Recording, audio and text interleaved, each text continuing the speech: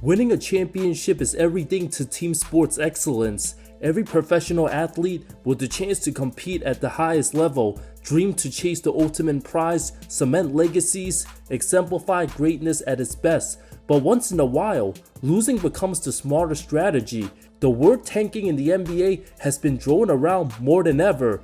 Nobody weaponizing losing quite like the Sam Hinkie Sixers. The league ultimately got rid of him for his lack of integrity for the game. Some teams get lucky with it when it knocks on their door. Others, given the chance at multiple cracks, still took bus after bus, leading to endless rebuilds. A couple teams like the Wizards and Jazz shutting down their injured stars they traded for. No surprise why the complaints about the NBA worse than we've seen. The first 3 decades of the NBA draft were simple and easy to calculate. First 2 picks were decided by a coin flip between the bottom 2 teams, followed by teams selected in reverse order of their records. The temptation to finish that last became very real, especially when there's a transcendent hype prospect coming along. The first team to do so, the 1982-83 Houston Rockets, after making the finals with Moses Malone in 81. The best player in the game won his second league MVP in 82, averaged a staggering 31-15, lost in round 1, ownership didn't want to pay him. The league's most premier star signed with Philly on a sign-in trade, knowing all eyes were going to be on college center sensation Ralph Sampson. The 7'4 superstar considered leaving Virginia after his junior year to declare for the 1982 draft, but decided to remain in college for another season. Sampson would have went first overall to the Lakers. Houston easily having the worst record by 6 games, finished 14-68, an epic January 22nd classic tank job, getting outscored 17-0 to Portland in overtime, resulted the most lopsided defeat after regulation. Team lost 11 of their final 12 games, winning the coin flip over the 26-win Indiana Pacers. One of the most anticipated stars of the decade became legit right away, averaged 21-11 as a rookie. On March of 84, Houston had a 24-36 record. Not super terrible, but shouldn't have been bad enough to land another top pick. Second to last game of the season, team played 38-year-old Elvin Hayes a whopping 53 minutes. For a guy who was averaging just 12 minutes per game on the season, an exhilarating way to end his farewell tour. Finished just a game short of San Diego. The last night of the regular season, the stupid Clippers accidentally won their final game, scoring a blistering 146 points, while Houston lost to Kansas City, with the league still determining the first 2 picks by coin flips. Indiana had the worst record in the East, but traded their pick for Portland. In a much anticipated super loaded class, the Blazers craved for generational Hakeem Olajuwon, but Houston finished 9-27 to end their season, hit the jackpot in back-to-back years, landing first overall Hakeem, considered consensus even above Michael Jordan. The league following year instituted the draft lottery system to prevent Houston's style of tanking. As for the Twin Towers, franchise made the finals in Hakeem's second season, Sampson's third year, before Ralph's multitude of injuries, which led to his downfall, and dark times for Hakeem's Rockets, until the dream prevailed, led the franchise to 2 championships. To this day, Olajuwon still the most skilled center all time, amongst the greatest international player the game has seen. The Rockets landed the perfect franchise player, persevered through bad times. Team had no regrets about taking him above Michael Jordan to this day. Chicago Bulls 1984.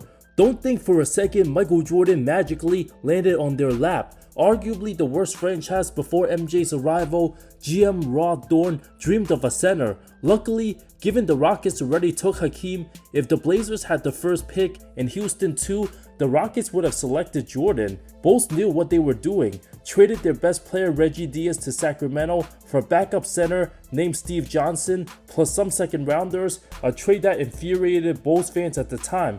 The former 2-time All-Star forced to come off the bench by head coach Kevin Lowry after signing a new contract. Team 21-28 at the time of the trade, not that bad.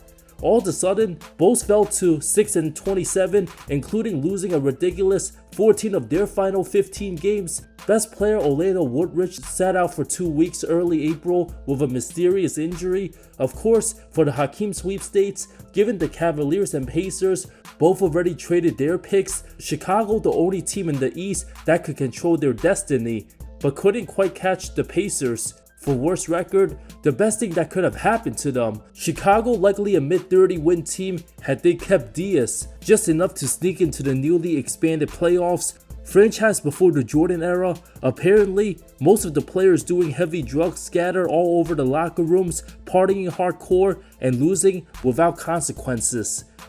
The San Antonio Spurs, by far the most successful. Not once did they hit the lottery with the legendary Tim Duncan, but also with David Robinson and now Victor Wembanyama, having San Antonio contending in just his third season.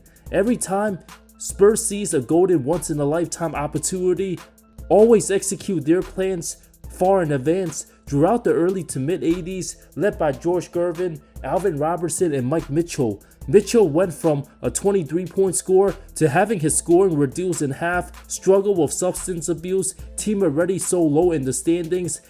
As he was playing better, team went on a 10-game losing streak. Their best player, Alvin Robertson, also saw fewer minutes, finished with the 4th worst record in the league.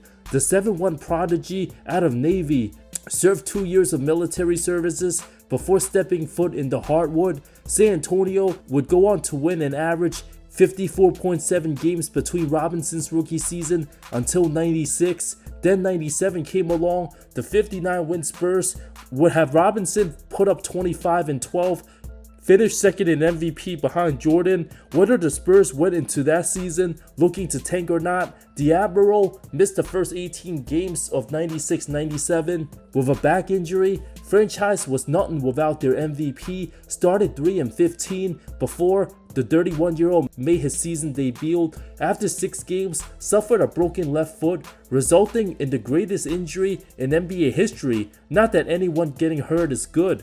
The Spurs roster, already past their primes, had no chance in winning a title even with a fully healthy squad. This was how bad San Antonio's lineup was for the Duncan sweepstakes. Johnson and Vernon Maxwell at the guard line for San Antonio. They've got Monty Williams, Will Perdue, and Carl Herrera up front.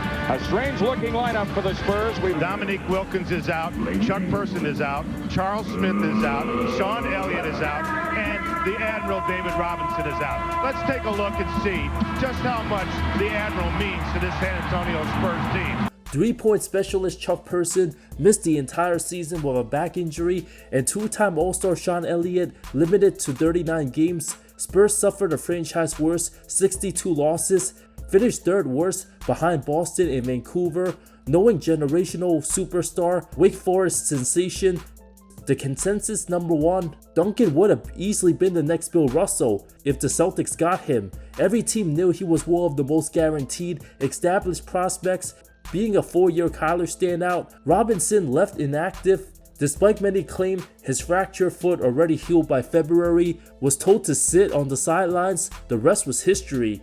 By Timmy's 2nd season, franchise won his first of 5 championships. Duncan, arguably the best of his generation, capitalizing a historic dynasty for the ages, winning with class, culture, and consistency. 26 years later, Duncan having retired for 7 seasons, team endured some struggle in the early 2020s until deciding to get rid of star player DeJounte Murray before 2023, finished 2nd worst behind Detroit, landed consensus megastar Victor Wembanyama, a talent with all-time great potential just like Duncan. All 3 times the Spurs landed gold on an all-time consensus #1 talent, a 1-player draft sweepstakes. Team wasn't done there, deciding to stink during Wemby's rookie season, allowing the now no longer Spur Jeremy Sohan to run the point, led to 60 losses, landing #4 pick Stephon Castle, looking like the best player in his draft class for now.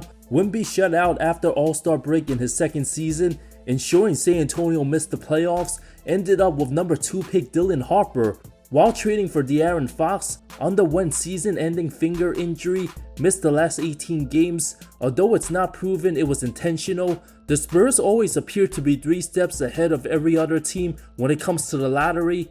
Now in 2026, looking like true contenders, early ahead of schedule, the rest of the league will have to get used to San Antonio being super good again.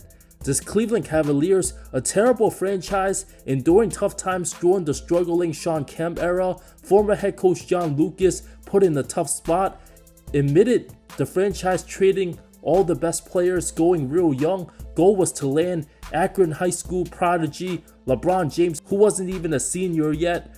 A few of those trades included getting rid of Andre Miller, a third-year standout point guard who led the league in assists, a durable good player. Got back Harold Jamison, a guy instantly waived, and former third pick disappointing Darius Miles with a bad knee. Traded Lamont Murray, leading scorer, 16.6 points to Toronto for the injured Yogi Stewart. Got rid of 15 points a game Wesley Person. In return, soon to be waived out the NBA Nick Anderson and draft pick Matt Barnes. Team went 8-34, resulting in Lucas getting fired. Building the worst roster possible became so bad, you're good enough to not get called out for resting good players since there were none. 3 of the leading scorers gone the summer before. Of course, Commissioner David Stern still at the height of his powers. The 17-win Cavs, tied for the worst record, indeed hit the jackpot, landing consensus 18-year-old once-in-a-lifetime LeBron James. Bron, as a junior in high school, realistically knew he was going to end up with his hometown team anyway. Under Commissioner Stern, there's almost a 0% chance he wind up for Memphis.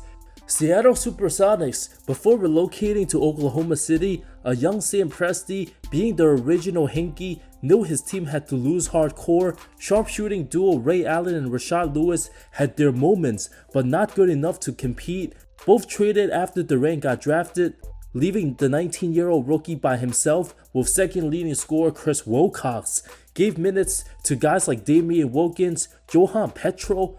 Many claim new owner Clay Bennett wanted the Sonics to decimate, and trading away their top guys on purpose would soften the pushback from fans, resulting in 62 losses, good enough to land 4-pick Russell Westbrook, led to the OKC era. 2010 draft landed another future MVP, 3rd pick James Harden. Thunder contended throughout the Durant years, resulted in some memorable Russ Westbrook times, got rid of Paul George for a gazillion picks, and snatched future MVP Shai Gilgeous-Alexander from the Clippers, traded away Chris Paul after the bubble, had SGA sit out the latter part of the 2021 and 22 season with season-ending foot and ankle injuries, landed the 2nd and 12th pick of the 2022 draft, Chet Holmgren and Jalen Williams, both of whom already been All-Stars, very well on their way to becoming the 2 best players in their class. OKC slowly became good by being patient. Once Chet and J-Dub emerged alongside 2021 6th pick Josh Giddey, trading him for an established Alex Caruso propelled the franchise to a title, looking for more. The current Orlando Magic to be determined, Paolo Banchero not looking too promising, trading away their top scorers Nikola Vucevic, Evan Fournier, and Aaron Gordon after being mid for far too long, landed the number 1 pick 2022, also Franz Wagner, and traded for young Wendell Carter, but team in 2026 leaves lots to be desired. We'll know by end of 2027 how successful their 2022 tank job was. Intentionally tanking doesn't just change a franchise, it shifts the entire landscape of the league. Whether it leads to dynasties or just one championship, many more teams will find more strategic ways to lose and not try to make it too obvious, like the current Utah Jazz. As long as there's top teenage talents entering the draft, teams will continue exploiting loopholes. Good organizations will only get smarter.